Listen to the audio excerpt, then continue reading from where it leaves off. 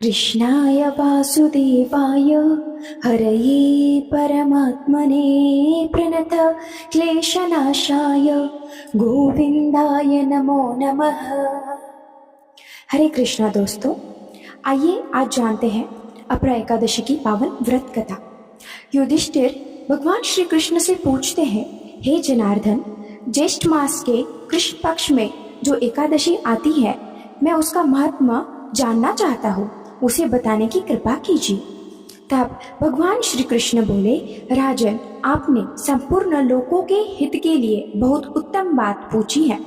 राजेंद्र, ज्येष्ठ मास के कृष्ण पक्ष की एकादशी का नाम अपरा एकादशी है।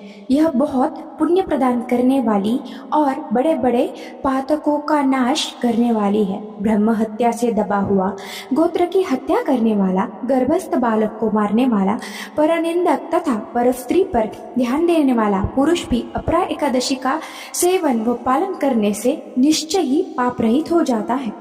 जो झूठी गवाही देता है, माप तोल से धोखा देता है, बिना जाने ही नक्षत्रों की गणना करता है और कूटनीति से आयुर्वेद का ज्ञाता बनकर वैद्य का काम करता है, यह सब नरक के निवास करने वाले प्राणी हैं। परंतु अपरा एकादशी के सेवन से ये भी पाप रहित हो जाते हैं।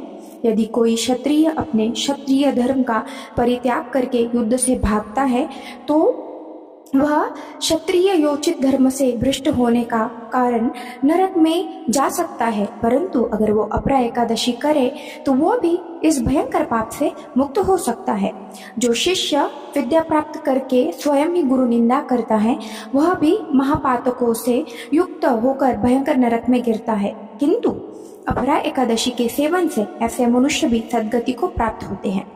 माघ में जब सूर्य मकर राशि पर स्थित हो, उस समय प्रयाग में स्नान करने वाले मनुष्य को जो पुण्य प्राप्त होता है, काशी में शिवरात्रि का व्रत करने से जो पुण्य प्राप्त होता है, गया में पिंडदान करके पितरों को तृप्ति प्रदान करने वाला पुरुष जिस पुण्य का भागी होता है, बृहस्पति के सिंह राशि पर स्थित होने पर गोदावरी में स्नान करने वाला मानव जिस फल को प्राप्त करता है, बद्रिका आश्रम की यात्रा के समय भगवान केदार के दर्शन से तथा बद्री तीर्थ के सेवन से जो पुण्य फल प्राप्त होता है, तथा सूर्य ग्रह के समय कुरुक्षेत्र में दक्षिणा सहित यज्ञ करने से, हाथी घोड़ा और सुवर्ण दान करने से जो फल की प्राप्ति होती है, वह अपरा एकादशी के सेवन से भी मनुष्य को प्राप्त होता है।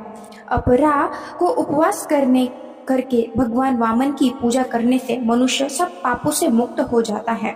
श्री विष्णु लोक में उसको प्रतिष्ठा मिलती है और इस कथा को पढ़ने और सुनने से सहस्त्र गोदान का फल मिलता है।